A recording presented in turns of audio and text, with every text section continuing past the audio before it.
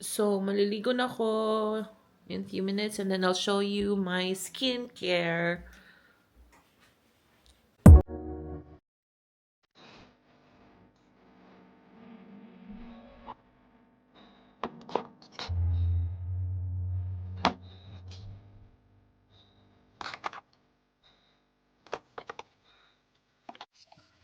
So guys, I'm using this one, the Ordinary Glycolic Acid 7% toner. I use it in my scalp kasi it helps na mawala yung dandruff. My dandruff. Yan. But I have to like let it stay for like 10 minutes. So before ako maligo, naglalagay muna ako nito. And then 10 minutes. So guys, I'm done with my taking a bath. Tapos na maligo. O, sa Tagalog pa. Tapos na maligo. So, I'll show you how I do my skincare. And I'll show you my skincare routine and what I use for daily, what I use in the morning, and what I use at night. So, let's go to the washroom. By the way, I use this one, Colgate with the charcoal. I don't know, pero mas gusto siyang gamitin.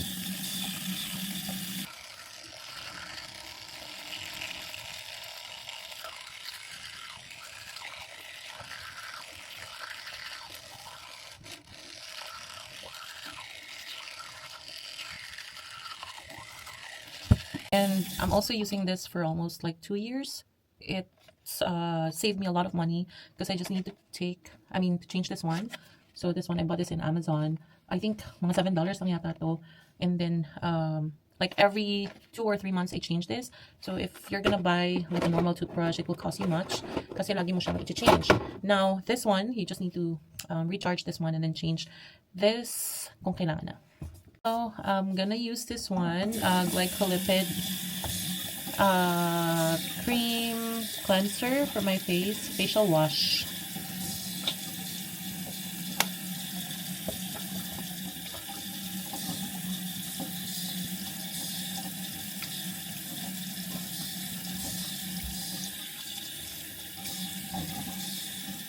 This one, it can be just like a normal facial cleanser. There's no smell. So, kaya gusto ko to kasi para siyang like natural lang, walang scent. So, since gabi na, I'm gonna use this one, the Ordinary Glycolic Acid 7%, the Ordinary Exfoliating Toner. Hindi ako masyadong gumagamit nito now kasi I feel like very strong siya kapag gabi. So, nagtutoner muna ako.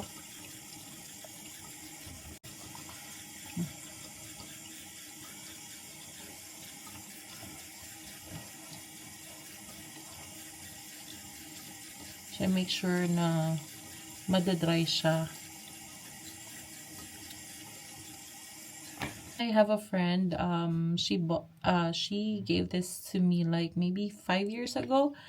It's a Miniso mini electric fan. So whenever I do my facial, I use this one to dry off. The next step will be this one. It's a toner again, but this is a milky toner. I like this better because this is more gentle sa face. Unlike yung isang toner, medyo harsh siya ng konti. So, hindi ko siya ginagamit masyado. So, sa scalp ko lang siya ginagamit. Pero minsan, feel ko gamitin. So, ginagamit ko rin. Pero, when I, found this one, super gentle niya sa mukha. And, I think this is already I used this for a month. So, very tipid and not so expensive. I think this cost maybe $13, but imagine this is almost 2 months. And then dry ulit natin with my Spider-Man mini electric fan. Next will be, I'm gonna use hyaluronic acid 2%. So, yan, kita pa siya. So it's like a serum. You just need to like put few drops, and then this will be after the toner. So konti lang, and I think this is already a month. And then me and my husband are using the same serum. So tipid talaga siya, super. Sorry. And then ganyan. Kalat lang sa mukha. Face and neck. And then I have to like dry it again with my Miniso. Ayan. And then next will be the moisturizer. So since mag-winter na, you really need to use this one. And konti lang, like this.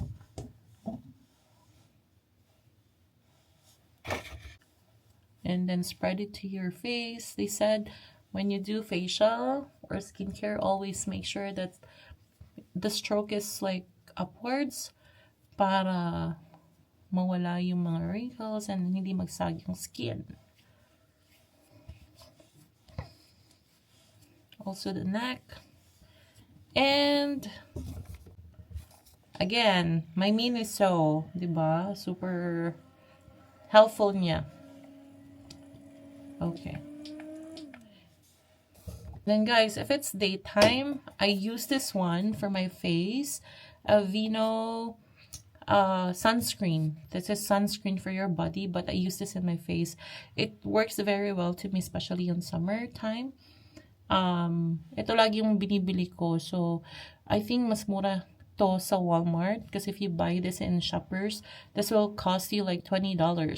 But it will take maybe 4 months or 5 months, so very tipid. If you buy this in Walmart, this will only cost you $9. It's like half of the price. So better na go to Walmart and then buy this. So here, this is my protector for UV rays and all. But since nighttime, hindi ako maglalagay nito kasi nga gabi na. So today, isang skincare lang ako kasi I woke up so late, around 2:30 or 3:30. So, naligo ako late na. So, isang skincare lang. And my last step is this one. So, this is caffeine solution. It actually reduces the appearance of dark circles and puffiness on your eyes. So, konti lang siya. Medyo matagal ko na itong ginagamit. Hindi pa rin siya nauubos. Ganyan. So, kakalat lang natin siya sa eyes natin para hindi tayo magmukhang zombie. So, hahayaan ko lang yan hanggang makatulog ako. And then the next morning, parang pagtingin mo may mga muta-muta ka, but it's from this one. So, it reduces yung parang itim ng eyes mo. And guys, I have this one, niacinamide. This one, minsan ko lang siya ginagamit if I feel like putting it. If ang dami akong time, alam mo yun. This is like moisturizer too. And parang vitamin din siya sa skin. Pero, minsan ko lang siya gamitin. One, this is salicylic acid, 2%. Still the ordinary. Ginagamit ko siya whenever I have acne. But, good thing, fortunately, since bata pa ako, hindi ako masyadong ina-acne.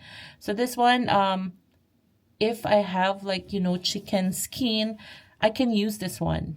I use toner first. This toner.